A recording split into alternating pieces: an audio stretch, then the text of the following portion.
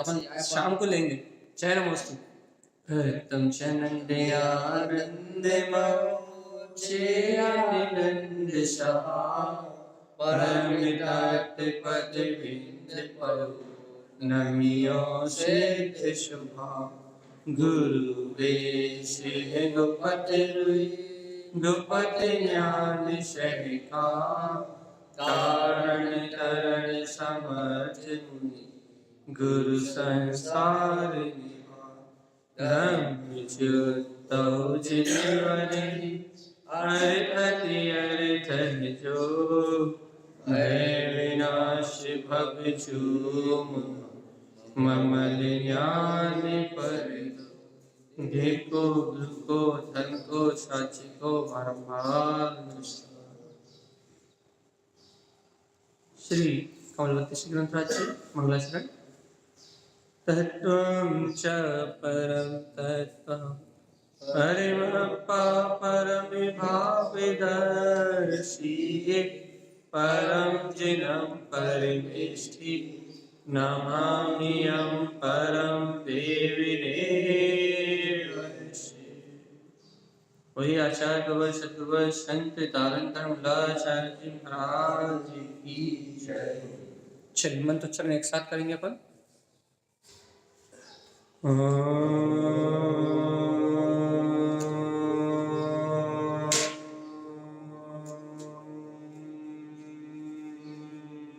नमः ओं सिद्धे नमो नमः। परमाराध्या चंद्रवाणी शत्रुव तारण स्वामी और सर्वज्ञ श्रेष्ठ परमात्मा के अमृतमयी देशना श्री कमलवती श्री ग्रंथराज चाहिए, जहाँ अपने को 8-10 दिन तो होगा है एकांत विप्रय वाली गाथा पे अपन अभ्यास करते हैं अब आगे बढ़ने का। ये अपन 23 नंबर की गाथा बोले, अपन संक्षेप में कहेंगे इस गाथा को कहते हैं आगे चलने के लिए एकांत विप्रय नदिष्टम। आचार्य श्रीमद जिन तारण स्वामी की अंतर्भावना। क्या अंतर्भावना भैया?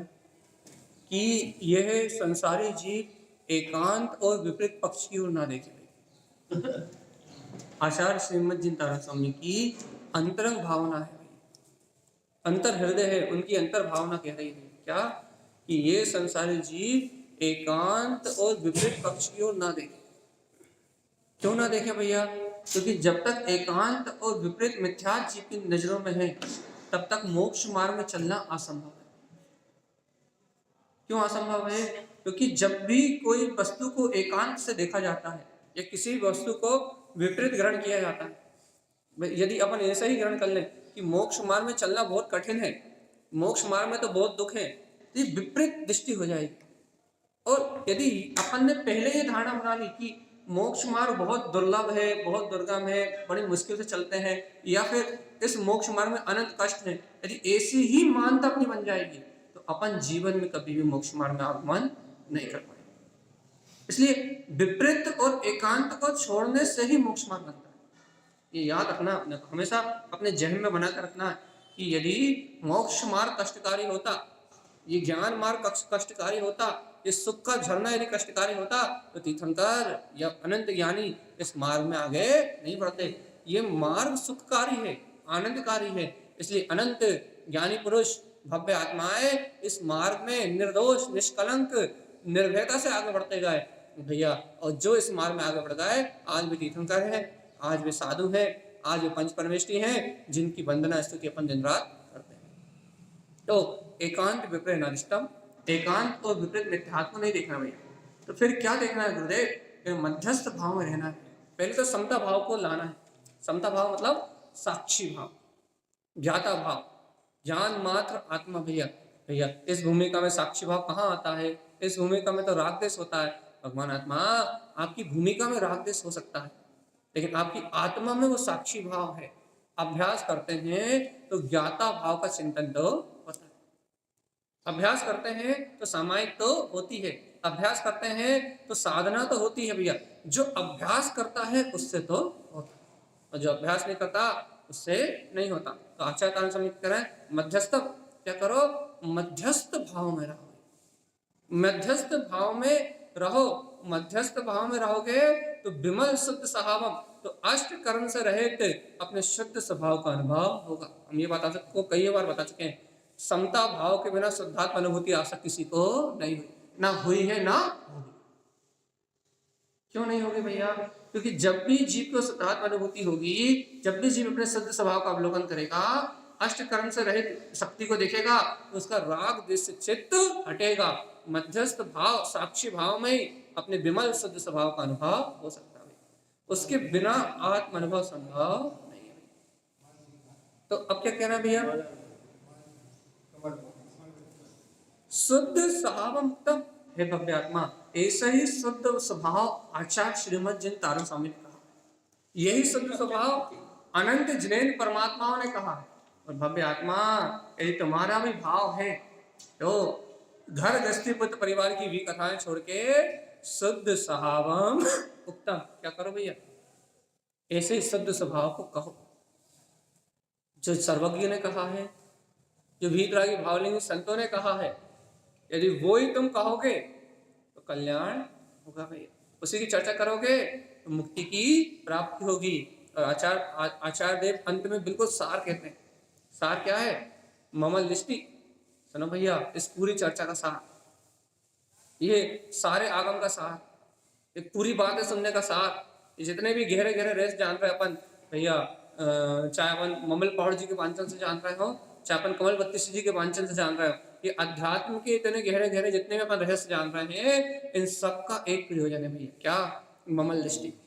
दृष्टि से मल हटे, दृष्टि ममल हो, दृष्टि अपने परम शुद्ध वीतराग स्वभाव की ओर जाके टिके, तो क्या होगा? ममल दृष्टि चा कम क्षिप्नम चा, ममल दृष्टि के प्रकट होते ही सारे के सारे काल नष्ट हो जाएंगे और ये आत्मा संसार परिभ्रमण से छूट के अपने परम कैवल्य को, अपने चैतन्य की अनुभूति को उपलब्ध हो जाएगा भैया। यही सार है। काय का सार है ये? यही पूरी जिनवाणी का मर्म है भैया। क्या मर्म है? कर्मों का मर्म है, कर्मों का क्षय होना, और अपने लिए जीव का मर्म है, जीव के लिए प्रयोजनीय है क्या? ममल स्वभाव की दृष्टि का प्रकट होना। दो ही मर्म है बस। क्या? यह ममल स्वभाव की दृष्टि प्रकट हुई और महाकर्मों का क्षय हुआ, बस इतना ही मर्म है भैया पूरी साधना का। अब अपन चलते हैं अगली कारिका की ओर। सत्वम कलिष्ठ जीवा, कारिका नंबर 23, गाथा नंबर 23। भैया देखो, ये संसारी जितने भी जीव है ना भैया, कलिष्ठ जीवा, ये सब दुख को सहन कर रहे हैं। कलिष्ठ मतलब कलेश। ध्यान रखना भैया, गुरु महाराज संयम की ओर प्रेरणा दे रहे हैं। अपन ने गाथा नंबर 21 का वांचन किया था ना, कितने दिन? 8-9 दिन। वहां उन्होंने षटकाय के जीवों पे दया करने की बात कही थी। षटकाय जीवा नाम कृपा सहकार विमल भावे, 6 काय के जीवों पे अनुकंपा करो, कृपा करो। सत्वम जीव स्वभावम, इन सब जीवों के प्रति समभाव रखो भैया। क्यों? क्योंकि कृपा से विमल कलिष्ठ जीवा नाम, क्योंकि ये जीव तो कलेश हो ही रहे हैं, इन पे कृपा रखोगे विमल भाव से तो कल्याण होगा। ये बात उन्होंने कहा गई थी गाथा नंबर 21 में। अब गाथा नंबर 23 में क्या कह रहा है? सत्वम कलिष्ठ जीवा कह रहे हैं, देखो भैया, ये अनंत संसारी जीव तो अपने अज्ञान के कारण इस चतुर्गति परिभ्रमण कलेश भोग ही रहे हैं। अपने को ये दिखता भैया, अपने चारों तरफ जितने भी जीव हैं, चाहे 1 इंद्रिय हो, चाहे 2 इंद्रिय हो, चाहे 3 इंद्रिय हो, चाहे 4 इंद्रिय हो, चाहे कोई से भी जीव हो भैया, और भैया इनकी तो छोड़ो, संगी पंचेंद्रिय भी जो दिख रहा है पशु गति में, जो मनुष्य आदि गति में दिख रहा है, ये भी अज्ञानी है। अज्ञान के कारण ये सारे जीव संसार में जन्म मरण के कलेश को भोग रहे हैं। इन सबके जीवन में पीड़ा के अलावा कोई दिखाई देता है क्या भैया? सबके अंदर भय है, सल है, चिंताएं है, पीड़ा है, आकुलता है। सारे जीव, ये संसारी सारे जीव भय से, सल से, चिंता से, पीड़ा से, राग से, मोह से ग्रसित अनंत कलेश को ही भोग रहा है। आचार्य तारण स्वामी की बात है। क्या कह रहा है? सत्वम, ये सारे जीव क्या कर रहा है? कलेश को भोग रहा है। तो तारण स्वामी क्या करें? हम क्या करें? ये कलेश भोग रहे हैं तो हम क्या करें? ये कलेश भोग रहे हैं तो हम तो खाएंगे पिएंगे ऐश करेंगे। हमें तो मनुष्य भाव मिला, हमें तो संगी पंचेंद्रिय पना मिला, हमें तो मन मिला, 5 इंद्रिय के विषय मिले, हमें तो भोग भोग करने के साधन मिले, अब ये दुख भोग रहे हैं तो अपने कर्मों से भोग रहे हैं, हम क्या कर सकते हैं? हम क्या कह रहे हैं, हम क्या कहें भैया, हम तारण स्वामी से क्या कहें कि तारण स्वामी ये जीव कलेश भोग रहे हैं तो अपनी करनी से भोग रहे हैं, हमने थोड़ी ना दुखी करा कोई। देखो तारण स्वामी के कहते हैं, सावधान जीवात्मा, प्रमादी जीवों का मार्ग नहीं, ये व्यसनी जीवों का मार्ग नहीं, कसाय जिनकी कसाय तीव्र है उनका मार्ग नहीं, मार्ग किनका है? देखो सत्वम कलिष्ठ जीवा, ये सभी जीव कलेश भोग रहे हैं, लेकिन सुनो अनुमोह सहकार दुगे गमनम, जो जीव इनके कलेश की अनुमोदना कर रहे हैं, अर्थात इन्हें कलेश देने में निमित्त बन रहे हैं, दुगे गमनम, वो सब दुर्गति में जाएंगे। बिना देखे चल रहे हो, भक्ष अभक्ष का विचार किए भोजन कर रहे हो, अब देखो देखो अपनी गति यहाँ मिलेगी अपने को, अपन कौन सी गति में जाएंगे। बिना देखे चलना, बिना सोते भोजन करना, भक्ष अभक्ष का कोई विचार ना करना, जीवन में संयम जैसी कोई चीज नहीं होना, मनुष्य तो विवेक बिना पशु के समान गिना, ये तो सिर्फ पढ़ने के लिए। जीवन में संयम जैसा कोई विचार ना होना, अंतर में भैया क्या कह रहे हैं, प्राणी को प्राणी ना समझना, मुंह में आया बक दिया, किसको किसको चोट लगेगी किसको नहीं लगेगी कोई विचार ना करना, दिन रात भी कथाओं में डूबे रहना, निंदा चुगली बुलाई से लोगों के हृदय को दुख पहुंचाना, एक इंद्रिय दो इंद्रिय तीन इंद्रिय चार इंद्रिय आदि जीवों को विचार किए बिना अनर्गल प्रवृत्ति करना, अपनी रसना इंद्रिय के स्वाद में चलने में, अपने भोग आदि के लिए अपन ऐसी वस्तुओं का भोग कर रहे हैं। आजकल आधुनिक विज्ञान में सब ऐसी वस्तुएं हैं जिनसे अनंत अनंत त्रस्त जीवों की भी हिंसा है, और ये विकलत्र इंद्रियों जीवों की तो हिंसा है। आज के संसाधनों में चाहे कूलर हो, चाहे एसी हो, चाहे पंखा हो, इनमें अनंत अनंत जीवों की हिंसा है भाई। और वनस्पति काय में भैया अभक्ष का सेवन कर रहा है आजकल भैया, क्या बोले गेहूं में घुन लग रहे हैं, क्या बोल रहे हैं, क्या बोल सब्जियों में घुन लग रहे हैं, सड़ रही है, उन सड़ी सब्जियों को बिना सौदे बिना देखे, सेब फल को बिना देखे बिना सौदे गप अंदर कर जाना, मार्केट में बनी हुई वस्तु है तो महीनों से पड़ी हुई है, अभक्षी है, उन्हें खरीदना और निकल जाना।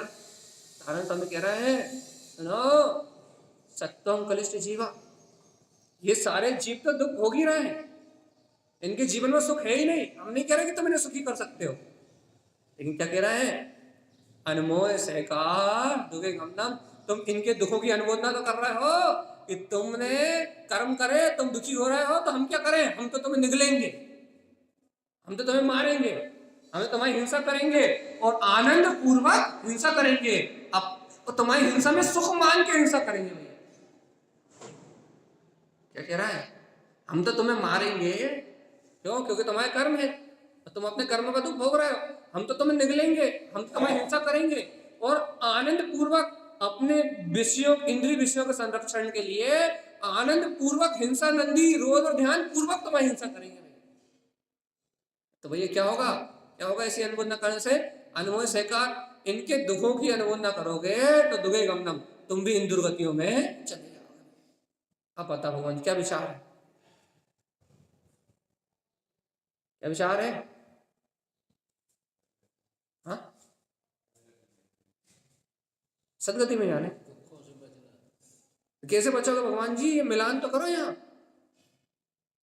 जब अपने को जीवों पे अनुकंपा का भाव नहीं आ रहा, जीवों पे दया का भाव नहीं आ रहा, सत्वम कलिष्ठ जीवा, भैया दुखी है तो होने दो, हमारा क्या, हमने दुखी किया क्या चल रहा, कोई भी जीव दुखी है, कोई भी जीव चिंता कर रहा है, कोई भी जीव पीड़ित हो रहा है, तो क्या उसे अपन ने पीड़ित किया क्या, नहीं किया। क्यों भाई, क्यों पीड़ित हो रहा है, अपने ही कर्मों की वजह से पीड़ित हो रहा है, तो हम पीड़ा देने में निमित्त तो है ही नहीं, मतलब निमित्त हम हो सकते हैं लेकिन उपादान तो उसका स्वयं का कर्म होगा, यदि उसका उपादान नहीं होता तो हम उसके दुख में निमित्त नहीं हो सकते, मतलब उपादान तो उसकी अज्ञानता ही है, दुखों का उपादान तो उसकी अज्ञानता ही है, उसके पूर्व जनित कर्म ही है, यदि पूर्व जनित कर्म नहीं होते, उसके अंदर अज्ञानता नहीं होती, उसे कलेश दुख नाम की वस्तु नहीं होती। तो भैया अब वो जीव कलेश भोग रहा है, काहे से भोग रहा है, अपने अज्ञान से और अपने कर्मों की वजह से, ठीक है। अब तारण स्वामी जब वो अपने अज्ञान से अपने कर्मों को जैसे दुख भोग रहा है, तो हम दुर्गति में क्यों जाएंगे, हम क्यों जाएंगे दुर्गति में? क्यों जाएंगे, क्यों जाएंगे, क्यों जाएंगे? रक्षा के लिए। बस सीधी बात है। अनमोल सहकार अपने उनको रक्षा करने के, उन जीवों को जीव मानने के, उन जीवों पे अनुकंपा के भाव नहीं है। अपन उन्हें अजीब मान के ही निगले जा रहे हैं, अपन उन्हें अजीब मान के उनका भोग करे जा रहे हैं, अपन पंच इंद्रिय के भोगों के लिए उनकी प्रार्थना किए जा रहे हैं, और अपने को अंतरात्मा का होश नहीं है। इसलिए अपने को उनमें जीवत्व की स्वीकारता न होने के कारण से, अपने हृदय में उनके प्रति अनुकंपा न होने के कारण से, अपने को उनकी जो क्या बोलते विराधना में जो अनुमोदना है, उस विराधना की अनुमोदना का फल अपने जीवन में मिलेगा। आई समझ में, गई चित्त में कि नहीं गई? अनंत काल से दुर्गति क्यों है? अनंत काल से 4 गति 84 लाख यूनियन में क्यों भटक रहा हूं?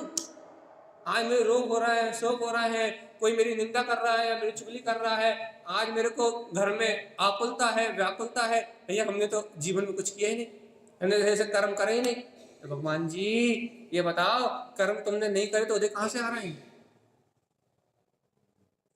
यदि अपन ने कर्म नहीं करे तो आज ये आकुलता कहां से आ रही है? ये सारे पाप कर्म को कहां से आ रहे हैं? असाता कर्म को कहां से आ रहे हैं? रोग शोक पीड़ा कहां से आ रहे हैं? ये यहां से आ रही है, देखो यहां से आ रहे हैं। आज संयम की भावना और इन जीवों को दुखी करने में बुद्धि पूर्वक प्रसन्नता, अनुकंपा नहीं। इन जीवों की विराधना करने में बुद्धि पूर्वक हर्ष, हिंसा नंदी रोध ध्यान प्रति समय हो रहा है। भैया 5 इंद्रियों के विषय में जितने समय लीन है, 5 इंद्रिय के विषय ही हिंसा नंदी रोध ध्यान है।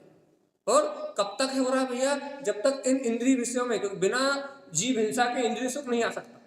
अच्छा, आप मुझे अपने जीवन का एक भी इंद्रिय सुख ऐसा बता दो जो बिना जीव हिंसा के आता हो। चैलेंज है। महावृत्ति तो महाव्रतों का पालन करते इसलिए बच जाते हैं, वो नहीं लेते। वो अब वो जल भी लेंगे तो प्रासुक लेंगे, प्रासुक वो आप करके लाओगे, वो नहीं करेंगे।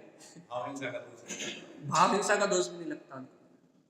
द्रव हिंसा भी जब होती है, जब चलते हैं, गमनागमन करते हैं, तो भगवान जी वो भी आगे की भूमि एरिया पर गमन करते हैं देख के, वो भी सुरक्षा के भाव से।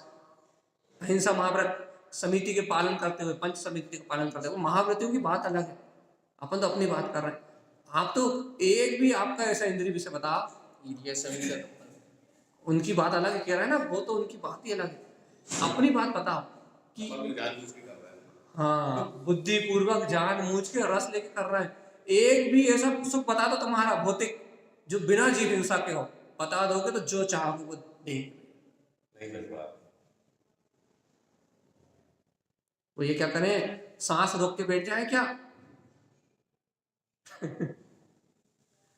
तो ये क्या करें, सांस रोक के बैठ जाए क्या? नियंत्रण नाम सत्य चले जाए क्या? अरे पागल जीव आत्मा, ऐसी बात नहीं कह रहे हम तो ऐसी बात कह रहे हैं कि अपन इतने बेहोश हैं कि अपन इन इंद्रिय विशेष सुख में ये भूल गए कि जीवों का घात हो रहा है। यहाँ जीवों की हिंसा हो रही है, जीवों की विराधना हो रही है, और अपन इन्हें जीव मान के भी नहीं बैठे, अपन इन्हें अजीब मान रहे हैं, और इनका भक्षण करते हुए, इनकी विराधना करते हुए अपना जीवन यापन करना है। और भगवान जी जीवों की विराधना से अपना जीवन यापन कर रहे हो तो अनमोल सहकार इनके दुखों की, इन्हें कलेश पहुंचाने की अनुमोदना कर रहे हो। और भैया बिना अनुकंपा भाव के इन्हें कलेश पहुंचा रहे हो, इनकी सुरक्षा का भाव नहीं है, तो दुगे गमदम कहां जाना पड़ेगा? भैया कितने लोग हैं यहाँ जूम पे? 61 आज कम है। हम इतने लोगों से पूछ रहे हैं क्या कि आप में से कोई में हो भैया, आपको आप में से किसी को पता हो एक भी ऐसा भोग कि जिसमें हिंसा ना हो, तो आप जरूर बताएं कमेंट करके या फिर म्यूट खोल दें, क्योंकि हमें जानना है। हमने जहां तक खोजा है, हमें एक भी इंद्रिय विशेष सुख ऐसा नहीं मिला जिसमें हिंसा ना हो, एक भी नहीं मिला। तभी तो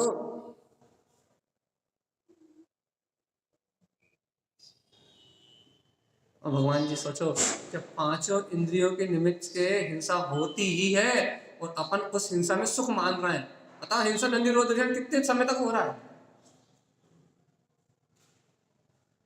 5 इंद्रियों के निमित्त से हिंसा होती ही है, अब जब पांचों इंद्रियों के निमित्त से हिंसा होती है तो हिंसा नंदी रोध ध्यान कितने समय हो रहा है? जितने समय अपन इंद्रिय भोग कर रहे हैं उतने समय हिंसा नंदी रोध ध्यान हो रहा भैया। और बताओ हिंसा नंदी रोध ध्यान कौन सी गति ले आएगा? दुगे गमनम नरक गति।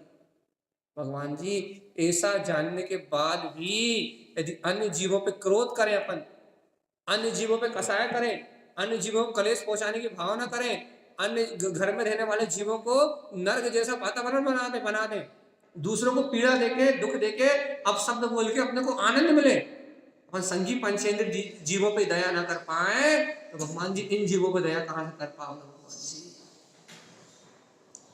जिसके घर में महाभारत हो उसके घर भैया वो समाज में कहां से शांति से रह सकता है? आज अपन कह रहे हैं समाज में भैया माहौल बहुत बुरा है। हम एक घर ऐसा बता दो जिस घर में, जिस परिवार में जैसे 4 भाई हो और 4 बहन हो, पुत्र परिवार हो, जिसके एक घर, शायद एक आध घर मिल जाए कोई, एक आध घर कोई ऐसा बता दो जिस घर में पूरा राम लक्ष्मण भरत शत्रुघ्न जैसा प्रेम हो, एक आध घर। भाई, अरे भाई है बहू है, जैसे उनकी बहुएं हैं वैसे ही कि अरे भरत यदि राम को राज मिला तो भैया लक्ष्मण निछावर बनवान जाने के लिए तैयार हो गए। यहाँ तो भाई को 1 रुपये ज्यादा मिल जाए तो लड़ाई चालू हो जाती है। वो सीता साथ जाने तैयार हो गई पति के वनवास झेलने के लिए, वो भरत ने राज शासन के बीच में रहकर राज सुख नहीं भोगे, एकांत में रहा। मेरा भाई नहीं भोग रहा तो मैं कैसे भोगूंगा? चारों भाई ने दो भाई वनवास भोगते हुए देखे, लेकिन जिन्होंने घर में वनवास भोगा उनको तो कोई देखा ही नहीं। एक आध परिवार बता दो बस, एक बस सिर्फ एक है क्या? 2-4 बहू है क्या सीता जैसी? भैया जी जब एक परिवार ऐसा नहीं है जहां कलह ना हो, जहां कलेश ना हो, जहां मान अपमान की भावना ना हो, जहां छल कपट के भाव ना हो, जब एक परिवार एक घर ऐसा नहीं है तो फिर समाज को कहां से एकजुट कर लोगे? भाई समाज में संत लड़ रहा है, श्रेष्ठी लड़ रहा है, श्रीमंत लड़ रहा है, इन लोगों में आपस में नहीं पड़ रही। अरे जब तुम अपने घर में 4 भाई मिलकर नहीं रह पा रहा है, एक माँ का दूध पी के तुम 4 भाई घर में शांति से नहीं रह पा रहा है, एक छत के नीचे बचपन से साथ पढ़े बड़े लिखे तुम एक साथ रह नहीं पा रहा है, हिल मिल के रह नहीं पा रहा है, और तुम समाज को संगठित करने की, एक करने की, हिल मिल के रहने की बात कर रहे हो। पहले घर में तो शांति लिया भगवान आत्मा, घर में तो समता लिया। पहले ये तो विचार कर लो कि जिसके भाग का है उसके भाग का है। पहले घर में तो स्वर्ग बना लो, फिर समाज को स्वर्ग बना लेना। पहले घर बदलेगा फिर समाज बदलेगी, घर नहीं बदलेगा तो समाज कभी नहीं बदलेगी, और समाज बदलेगी फिर देश बदलेगा। इसलिए कहते हैं यदि तुम्हारे घर में हिंसा है, यदि तुम्हारे पड़ोस में हिंसा है, यदि पड़ोसी से तुम्हारी नहीं बनती, तुम अपने पड़ोसी से वात्सल्य भाव नहीं रख सकते, भगवान जी अन्य जीवों से कैसे रखोगे? अच्छा बताओ। जिसकी पड़ोसी से ना पटती हो उसकी अपन कैसे कह सकते हैं कि वो भैया बाकी लोगों से समझ में बिठा सकता है? अब ये सारे वैसे इसलिए ले रहे हैं क्योंकि अपने को अपने जीवन को संयम की ओर लेके जाना है, जीवन को शांति की ओर लेके जाना है, जीवन को क्षय काय के जीवन के प्रति अनुकंपा की ओर लेके जाना है, अपने जीवन को साधना की ओर लेके जाना है। यदि अपने को अपने जीवन को अनुकंपा की ओर लेके जाना है, क्षय काय के जीवन की रक्षा का भाव अपने को अपने जीवन को साधना की ओर लेके जाना है, तो भैया यदि अपने को अपने जीवन को साधना की ओर लेके जाना है तो आचार्य श्रीमद जी तारक स्वामी की बात है भैया क्या कि इन सभी जीवों के प्रति क्या करना है? सुनो, गुरु महाराज कह रहे हैं सत्वम कलिष्ठ जीवा, ये सारे जीव कलेश को भोग रहे हैं भैया। अनमोय सहकार दुर्गति गमनम, जो इनके कलेश का सहकार करते हैं वो दुर्गति में जाते हैं। और सुनो जय विरोध स्वभावम, सुनो भगवान जी जिन जीवों ने अपने स्वभाव का विरोध किया, अहिंसा आत्मा का स्वभाव है, उत्तम क्षमा आत्मा का स्वभाव है। क्या कह रहा है? जय विरोध स्वभावम, जिन जीवों ने स्वभाव का विरोध किया है, अपनी वीतराग समता भाव में अपने उत्तम क्षमा का विरोध किया है, संसार सरनी दुख बियामी, उन जीवों ने इस संसार में जन्म मरण करते हुए दुखों के अलावा और कुछ भी नहीं होगा। जिन्होंने अपने वीतराग स्वभाव का विरोध किया, जिन्होंने क्या कहा भैया, अरे हाँ हिंसा से क्या होता है, अब भाई इतना तो चलता ही, अब संसार में रह रहे हैं इतनी हिंसा तो होगी ही। करते नहीं करते अनुमोदन, चिल्ला चिल्ला के रुचि पूर्वक कहते भैया काका ने आजकल का माहौल ही ऐसा है। पंचम काल में जन्म लिया भैया तो कैसे जीवों को उत्पन्न हुआ, कलेशवादी, एक दूसरे को पीड़ा देने वाले, एक दूसरे के प्रति छल कपट करने वाले, एक दूसरे के प्रति मायाचारी के परिणाम रखने वाले है ना भैया। पंचम काल में जन्म हुआ है तो कहना जीवों के परिणाम ही छल कपट और मायाचारी के हैं, है ना भैया। अब जब परिणाम ही छल कपट और मायाचारी के हैं तो जय विरोध स्वभाव, तो क्या हो रहा भैया, स्वयं ही अपने स्वभाव का विरोध कर रहे हैं। कैसा अपना स्वभाव, क्षमता में, कैसा अपना स्वभाव शांति में, कैसा अपना स्वभाव उत्तम क्षमा में, कैसा अपना स्वभाव ज्ञायक भाव में, लेकिन क्या कर रहे हैं अपन, विरोध। जय विरोध स्वभाव, अपन इस शांत शून्य आनंद में अपने ज्ञायक भाव कर रहे हैं विरोध। जय विरोध स्वभाव, इस वीतराग भाव का, कमल स्वभाव का कर रहे हैं विरोध। और उदाहरण समय कह रहा है भैया जो जीव ऐसे क्षमा भाव का विरोध कर रहे हैं, अनुकंपा संयम भाव का विरोध कर रहे हैं, संसार सरनी दुख व्यामी, वो जीव इस संसार में अनंत दुखों का बीजारोपण कर रहा है भैया। उन्हीं का 4 गति 84 लाख योनि परिभ्रमण निश्चित है। दुख उन्हीं को दुख होंगे, और नहीं तो भगवान आत्मा इस संसार में दुख के अलावा कुछ मिलने वाला नहीं। सही सही निर्णय कर लो भगवान से, करना क्या है, संसार में कलेश भोगना है या फिर संयम सदाचार में जीवन जी के इस संसार के दुखों से मुक्त होना। सही सही निर्णय कर लो, क्या निर्णय, क्या निर्णय, हाँ रहना है।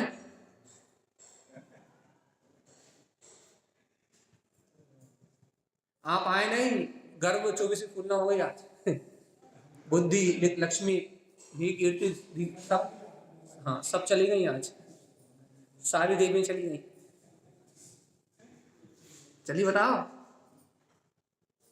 क्या करना है, संसार में जन्म मरण भोगना है या फिर इस अनंत काल से जो जन्म मरण कर रहा है वो ही बढ़ाना है, या फिर इस संसार के जन्म मरण से मुक्त होना है, क्या करना है। ये देखो अपन निर्णय ये दे रहा है हमें संसार में ही रहना है। भगवान आत्मा जब तक अपन ये निर्णय दे रहे हैं भाई हम क्या करें, हमें संसार में ही रहना, तब तक इस संसार से मुक्ति का कोई उपाय नहीं। पहले अपना निर्णय तो बदलाए, पहले अपना लक्ष्य तो बदलाए कि हमें इस संसार में नहीं रहना है। अपना स्वभाव का लक्ष्य तो बने। जब अपन अपने स्वभाव का लक्ष्य बनाएंगे कि हमें इस संसार से मुक्त होना है, तब अपन इन 6 काय के जीवों पे दया अनुकंपा कर पाएंगे। भैया बिना लक्ष्य गाड़ी तो नरकों में जाके गिरेगी, बिना लक्ष्य गाड़ी तो अपने बिना स्वभाव के लक्ष्य गाड़ी तो नरकों में विकला तेरे इंद्रिय आदि पर्याय में यहीं जाके गिरेगी। भैया लक्ष्य तो बना लो भगवान आत्मा, क्या यहीं जन्म मरण करना है या इस जन्म मरण से छूटना है, क्या है लक्ष्य। जीवात्मा जब तक अपने जीवन का लक्ष्य नहीं है, जब तक अपने जीवन में अपने ममल स्वभाव का, अपने अनुभव का लक्ष्य नहीं है, तब तक इन जीवों पे दया नहीं हो पाएगी। देखो हम बिल्कुल कुछ नहीं कह रहे हैं, आप गाथा पढ़ो, क्या लिखा है, सत्वम कलिष्ठ जीव, क्या लिखा भैया, सत्वम कलिष्ठ जीव, संसार के जीव कलेश भोग रहे हैं, ठीक है बराबर है, अनमोय सहकार। लेकिन भैया अपना आचरण, सहकार का मतलब होता है चारित्र, अपना आचरण कैसा है भैया, अपना आचरण कैसा है, अनमोय सेकार, अपन क्या आश्रय ले रहे हैं, अपने आचरण कैसा कर रहे हैं, दुगे गमनम, अपन ऐसा आचरण करना है जिससे अपना दुर्गति में बास हो। कैसा आचरण कर रहा है कि निरंतर अपने प्रवृत्ति के द्वारा, निरंतर अपनी वासनाओं के द्वारा, निरंतर अपने जीवन जो शैली बन गई है आज के टाइम भौतिकता की चकाचौंध में, आज इंद्रिय सुखों में जीव की जो जीवन शैली बन गई है वो कैसी बन गई भैया, इन जीवों को बराधन करने को। अपनी जीवन शैली है, अपना चारित्र ही है, अपन सम्यक चारित्र का पालन कहाँ कर रहा है? अरे जब सम्यक दर्शन ही नहीं हुआ तो सम्यक चारित्र कहाँ से लाओगे? तो भैया क्या करें, जब सम्यक दर्शन ही नहीं हुआ तो सम्यक चारित्र कहाँ से आएगा? तो भगवान जी सम्यक दर्शन ही नहीं हुआ तो सम्यक चारित्र का विचार भी नहीं होगा और वैसा जीवन जीने की भावना भी नहीं आएगी, अर्थात अनुकंपा भाव भी नहीं आएगा। अब भैया देखो, सम्यक दृष्टि को हर पल काय की घबराहट है, घबराहट, उसे ये घबराहट नहीं है कि मैं स्वर्ग कब जाऊंगा। देखो अच्छे सुनो, सम्यक दृष्टि जीव को हर पल काय की घबराहट है, अर्थात जो सत्य को श्रद्धान कर लेते हैं, सम्यक दृष्टि है, उन जीवों को काय की घबराहट है, उन्हें यही घबराहट है भगवान जी। क्या घबराहट रहती है कि देखो देखो इस प्रमाद युक्त जीवन से कितने जीवों की प्रार्थना करें, मेरे जीवन में चारित्र कब आएगा। अरे राजा श्रेणी भी भगवान के सम्मुख में पूछते हैं कि मुझे ये रत्नात्रय की माला क्यों नहीं मिल रही, मेरे हृदय कंठ कमल आसन में ये रत्नात्रय की माला झूलती क्यों नहीं दिखाई दे रही, मुझे संयम लेने के भाव क्यों नहीं आ रहे। तो भगवान महावीर कहते हैं ये राजा क्षणिक, तुम आगामी काल में तीर्थंकर हो गए ये बात तो है ही, लेकिन वर्तमान में तुमने नर्क गति का बंध कर लिया है और नर्क गति का बंद होने के कारण से तुम्हें संयम के गुणों को अंगीकार करने की माला का भाव उत्पन्न नहीं हो रहा, इसलिए तुम इन जीवों की विराधना से बच पाने वाले नहीं, तुम इन जीवों की विराधना से रहित नहीं हो पाओगे, तुम इन जीवों की विराधना से मुक्त नहीं हो पाओगे। क्यों नहीं हो पाओगे भैया? क्योंकि भैया तुम्हारे अंतर में वैसे विशुद्ध परिणामों का जन्म नहीं होगा। सम्यक दृष्टि जीव को क्या घबराहट है, राजा शनि को क्या घबराहट है कि जब मैंने ऐसे वीतराग तत्व को जान लिया तो उस वीतरागता का आचरण क्यों प्रकट नहीं हो रहा, क्यों प्रकट नहीं हो रहा। चारित्र को ग्रहण करने के लिए ललक, जीवों की विराधना से बचने की भावना, हिंसा आदि दोषों से बचने का अंतर में पुरुषार्थ, अंतर में उनकी जिज्ञासा पनप रही है भैया कि हे भगवान, आपकी ऐसी अमृत में वाणी सुनने के बाद भी मैं इस शुद्ध आचरण में रमण क्यों नहीं कर पा रहा, क्यों नहीं डूब पा रहा अपनी अंतरात्मा में। जैसे आपके समोषण में अनेक भावलिंगी महान मुनिराज जिनेटिक साधु अपने अंतर ध्यान में डूब रहे हैं, वैसे मैं चारित्र क्यों नहीं ले पा रहा, मुझ में क्या पात्रता की कमी है। आप कह रहे हो कि मैं छायक सम्यक दृष्टि हूं, आप कह रहे हो कि आगामी भाव में मैं तीर्थंकर होने वाला हूं, तो वर्तमान में मुझे संयम के भाव नहीं आ रहे, क्या है? एक घबराहट है भैया कि मेरे चारित्र में, मेरे जीवन में दोष कितना है।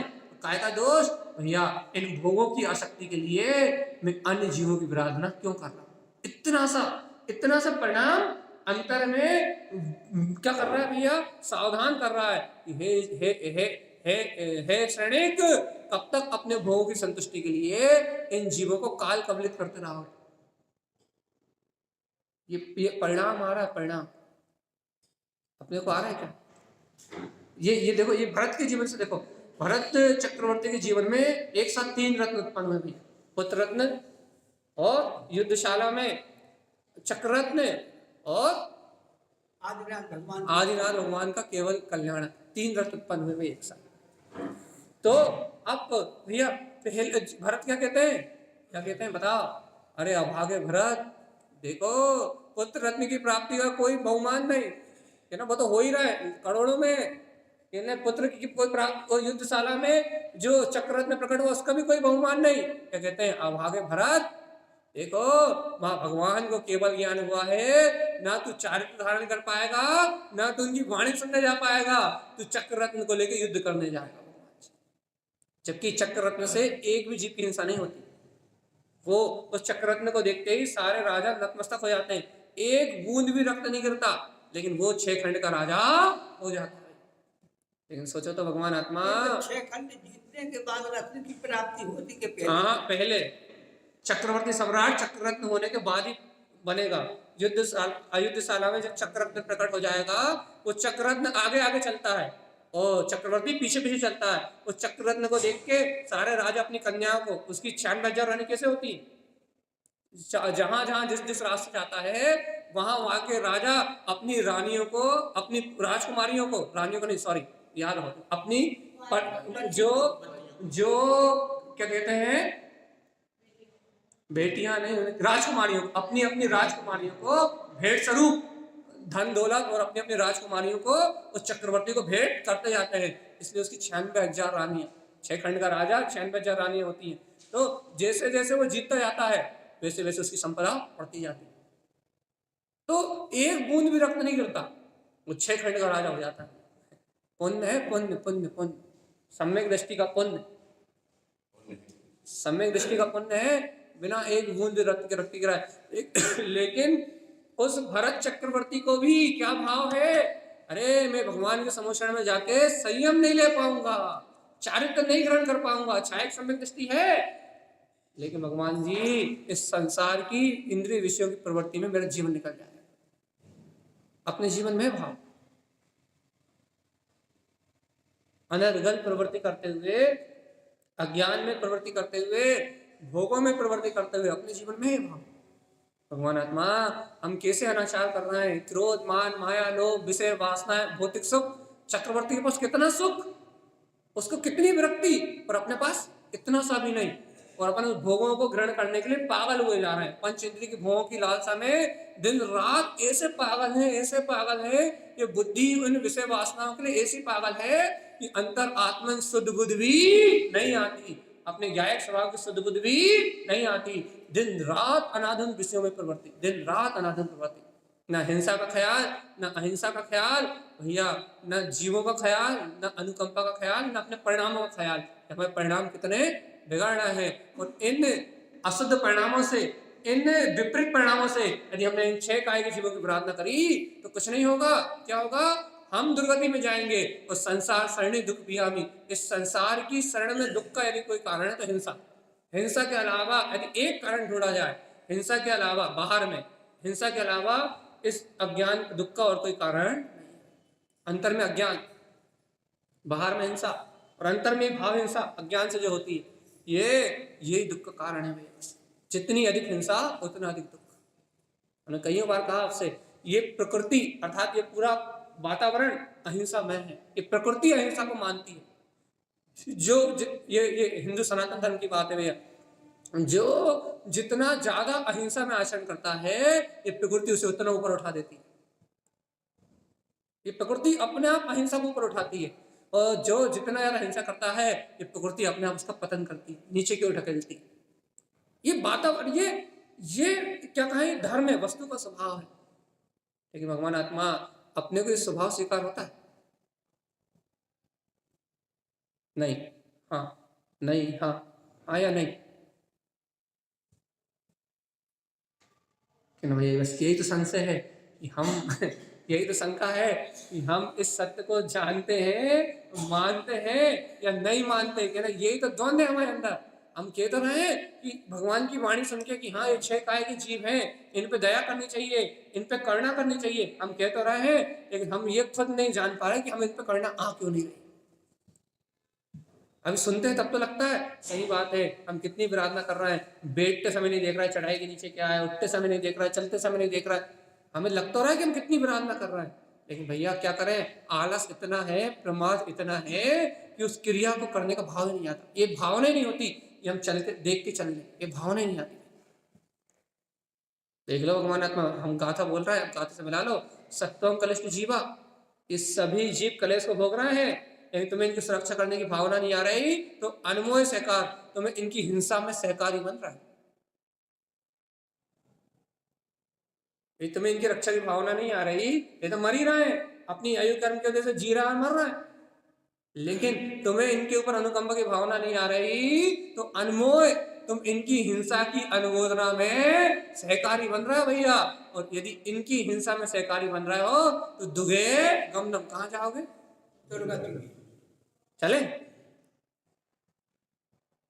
तुम आज चली चलो ना हो मुक्ति श्री तुम ध्यान सहाय, और अपना आचरण कह रहा है चलो चलो भैया चलो, कहां, दुगे गमनम, दुर्गति की ओर चलो। जैसे लक्षण लिख रहा है वैसे तो कहेंगे, जैसे अपनी रुचि है, जैसे अपने लक्षण लिख रहा है वही तो कहेंगे भैया। अपने लक्षण ये दिख रहा है, गुरुदेव कह रहे हैं चलो मुक्ति श्री की ओर, चलो मुक्ति श्री का वर्णन करने, चलो जल्दी वीतराग ज्ञान में साधु पद धारण करो, जन्म मरण का अभाव करो और चलो भव्य आत्मा कहाँ मुक्ति की ओर चलो, चलो मुक्ति श्री का वर्णन करने चलते हैं, अपने परम उद्देश्य की ओर, अपने परम भाव की ओर, परम वीतरागता की ओर श्रीमद चिंतन स्वामी लेके जा रहे हैं। अपन क्या कह रहा है, आनंद स्वामी थोड़े संसार के दुख और भोग ले, क्या करोगे, कहने लगे जय ब्रह्म स्वभावम, हम समता भाव का धारण नहीं करेंगे, जय ब्रह्म स्वभावम हम अनुकंपा भाव का धारण नहीं करेंगे, जय ब्रह्म स्वभावम हम न्याय भाव का धारण नहीं करेंगे, जय ब्रह्म स्वभावम हम तो जीव के स्वभाव का विरोध ही करेंगे। और कहाँ जाएंगे भैया, संसार की शरण में रह के दुख व्यामी अनंत काल तक दुखों का बीज बो ही रहे हैं। संसार की जीवों की प्रार्थना करके हम वो बीज रोपण कर रहे हैं जिससे हमारा अनंत काल तक संसार में जन्म मरण होता रहे। भयानक दुखों को भोगने का बीजारोपण अपन निरंतर कर रहे हैं। असंयम की भावना से, अनाचार की भावना से अपन दुखों का बीजारोपण कर रहे हैं, संसार के दुखों का। बताओ भगवान आत्मा क्या विचार है, कुछ नेक विचार है या नहीं? हाँ, संयम का, सदाचार का जीवन में अब तो उम्र ढल गई, अनुव्रत लेने नहीं लेने? कहा भगवान जी कितने साल की हो गई? 75 70 75 हो गए, अनुव्रत लेने नहीं लेने? नहीं लेने? अरे भगवान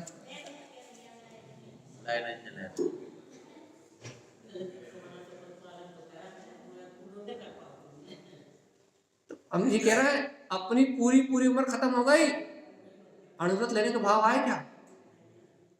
या अनुव्रत लेने के भाव नहीं आए, महाव्रत लेने के भाव नहीं आए, संयम लेने की भावना नहीं हुई, ए भव्य आत्मा कहाँ जाओगे?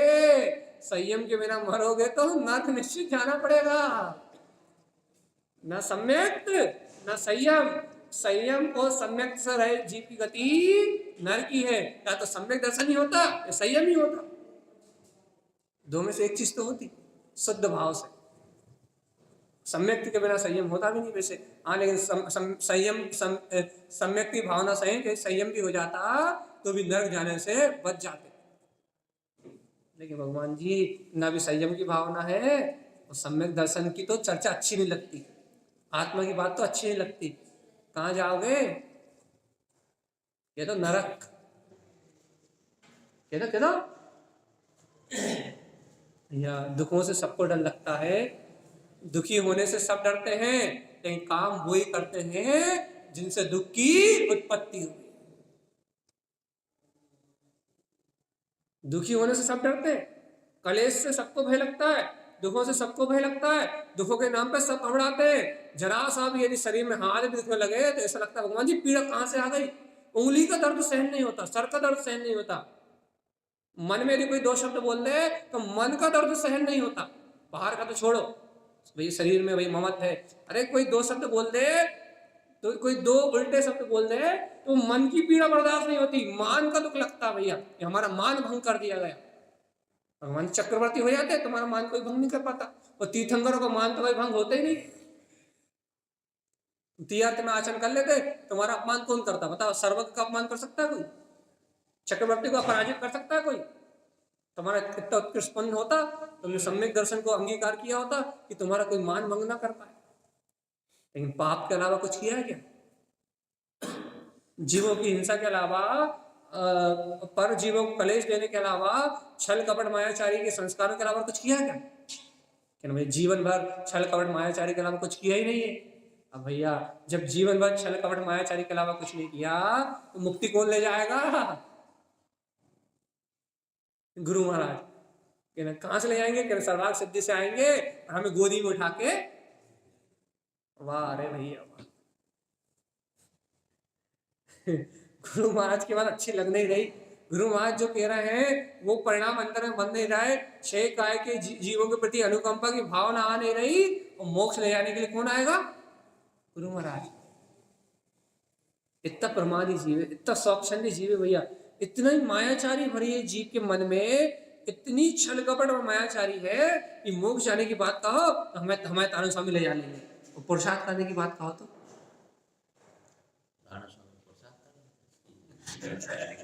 तारण स्वामी पुरुषार्थ कर लेंगे। सही बात, हमें मोक्ष ले जाने का पुरुषार्थ तारण स्वामी कर लेंगे और तारण स्वामी ले जा लेंगे।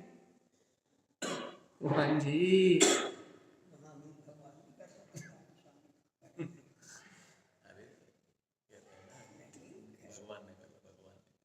तीर्थंकर जो काम नहीं कर पाए, तारण स्वामी वो काम नहीं करेंगे।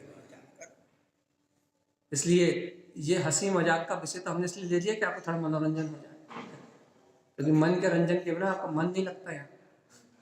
लेकिन भगवान आत्मा यहाँ सत्य परम सत्य ग्रहण कर लो भगवान जी। जब तक ये अनुकंपा भाव अपने हृदय में जन्म नहीं लेगा तब तक मुक्ति की बात बहुत दूर की। और मुक्ति की तो छोड़ो, संसार दुखों से भी पार उतारने वाला कोई नहीं है भैया। इन संसार दुखों से भी छूटना है तो अहिंसा अनुकंपा को अपनाना ही पड़ेगा। और भैया द्रव्य में अभी पूर्ण तरह से नहीं अपना पाओ तो भाव में तो पूर्ण तरीके से अपनाना पड़ेगा, निरंतर भाव। सीधी बात है, गुरु तो रास्ता बता रहा है, चलने पर बस गुरुदेव तो गेल बता गए, लक्ष्य कोश की गेल है। ये लक्ष्य कोश की गेल है, इससे पल में पहुंच जाओगे। उन्हें बता दी सरपट रोड है, सीधी रोड है और बिल्कुल शॉर्टकट है, यहां से चलोगे तो झटपट पहुंच जाओगे। लेकिन चलोगे तो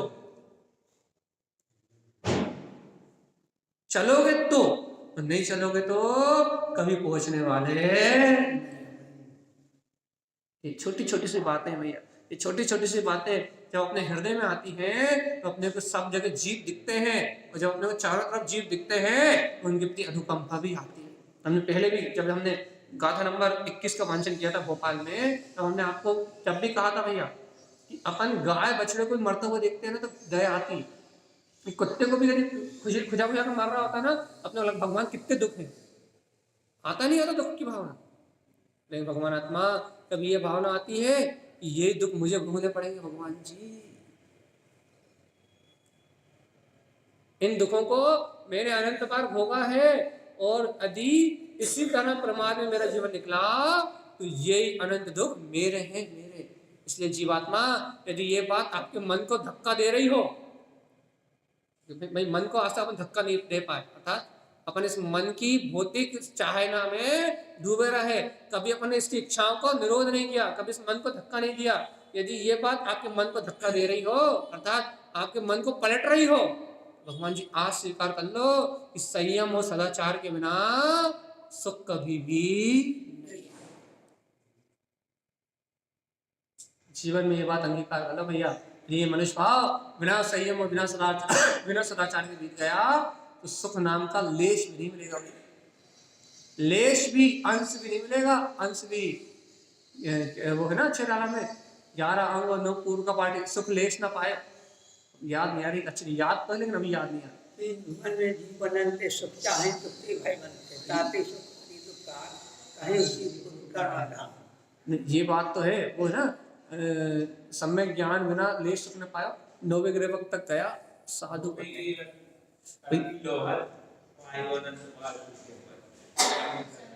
हाँ, कि भगवान आत्मा 9वें ग्रह तक की हद भैया, वहां तक चला गया, वहां तक घूम के आ गया भैया। इतना संयम, मतलब बाहर से तो फिर भी इतना संयम कर लिया, संयम कुछ ही नहीं किया, सम्यक दर्शन नहीं। वही तो कह रहा है, बाहर से जीव रक्षा, बाहर से जीवों की रक्षा करने कितने भाव कर लिए, लेकिन अंतर में जीवों के प्रति जीवत्व का भाव नहीं आया, अनुकंपा परिणाम नहीं आया, अपनी आत्मा में दया नहीं आई। सम्यक ज्ञान के बिना कोई काम में नहीं आया। इसलिए बार बार आचार्यों ने, ज्ञानी पंडितों ने एक ही बात चेताई है, क्या कि भगवान आत्मा पहले विरोध, अपने स्वभाव का विरोध बंद करो। विरोध देखो,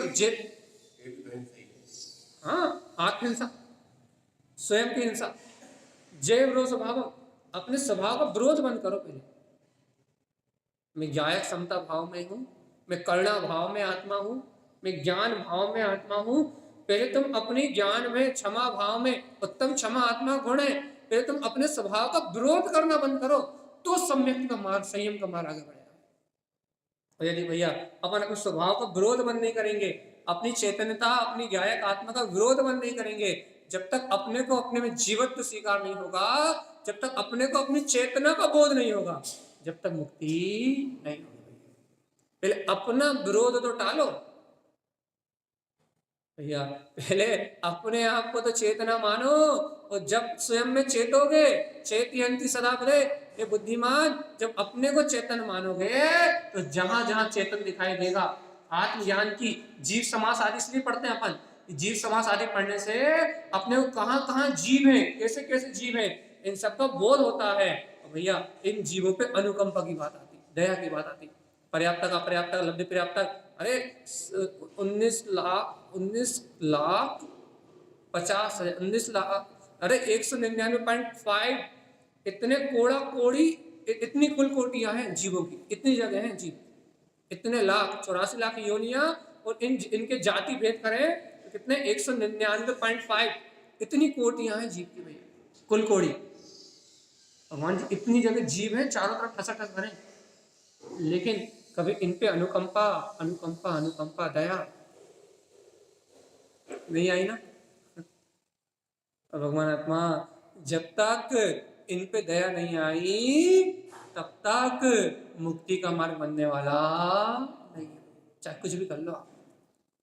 तो भैया आज अपन इस तत्व के मर्म को जाने, जिनेंद्र भगवान की इस अमृत में देशना को ग्रहण करें, और भव्य आत्मा इस अमृत में वाणी को सुन के अपने जीवन में कल्याण का मार्ग। आखिरी में अपन एक बार गाथा को कह के पूरा कर रहे हैं विषय को। अब ये गाथा 2-3 दिन चलेगी। सक्तवम कलिष्ठ जीवा, ये सभी संसारी जीव कलेश हो गए, लेकिन अपने लिए सावधानी रखना क्या कि अनमोय सहकार दुखे गमना, हम इन्हें दुख देने में सहकारी ना बने, हमारी भावना इन्हें कलेश देने की ना, ये सावधानी अपनी, अपने में प्रमाद नहीं होना चाहिए, अपने को अणुव्रत महाव्रत धारण करने की भावना हर पल होना चाहिए, जीवों की सुरक्षा करने का भाव अपने जीवन में हर पल होना चाहिए, अपने जीवन में अनुकंपा का भाव रहे भैया। जय ब्रव स्वभावम, अपन इनके स्वभाव का विरोध ना करें, ना अपने स्वभाव का विरोध करें, अपना स्वभाव उत्तम क्षमा में है, और ये जीवों का स्वभाव भी दया में अनुकंपा में है, इनको भी कलेश ना दें, ये भी सुख चाहते हैं, तो अपन इनके स्वभाव का विरोध ना करें, इनके स्वभाव की प्रार्थना करना छोड़ें, और संसार सरणी दुख वियामी, भैया जो जीव अपने स्वभाव का विरोध करते हैं वो क्या करते हैं भैया, इन जीवों को कलेश देते हैं, अपने स्वभाव का विरोध करते हैं, वो जीव संसार की शरण में रहके दुख वियामी, दुख सहने का बीजारोपण करते हैं। यदि आप दूसरे को दुख दे के प्रसन्न हो रहे हो तो कल आप अनंत दुखों का आमंत्रण दे रहे हो भैया। इसलिए न क्रोध, न मान, न माया, न छल, न कपट, न मायाचारी, अपने जीवन से इन अज्ञान परिणामों को छोड़ के अन्य के साथ वात्सल्य प्रेम रखते हुए छल कपट की भावना को छोड़ के, जो जिसका है वो उसके भाग से है, चाहे भाई हो, चाहे बहन हो, चाहे पड़ोसी हो, यदि कोई तुम्हारा हड़प भी ले तो ये सोचो वो उसके भाग का ले गया, और भगवान जी अच्छा ले गया, कहीं नहीं ले जाता तो मुझे उसका नौकर बन के चुकाना पड़ता, और अब ले गया वो छल कपट मायाचारी से, तो कल वो मेरा नौकर बन के चुकाएगा चुकाएगा और चुकाएगा। इसलिए किसी से ना वैर, ना विरोध, ना मायाचारी, ना छल, भैया सभी जीव आत्मा अपने समान है और सबको सुखी रहने का अधिकार है, ऐसा जान के 6 कायिक जीवों पर अनुकंपा करें। यही आचार्य श्रीमद चिंतामण स्वामी का हम समस्त भव्य आत्माओं के लिए मंगल में उपदेश भैया। बोलिए आचार्य प्रभु सद्गुरु संत तारण तरम लाचार्य जी महाराज की जय। आज दोपहर की क्लास भी लगेगी और शाम की क्लास खुलना, आज 9 नंबर की खुलना होगी, सभी 10 नंबर की खुलने का वांछन भी होगा। जय नमोस्तु।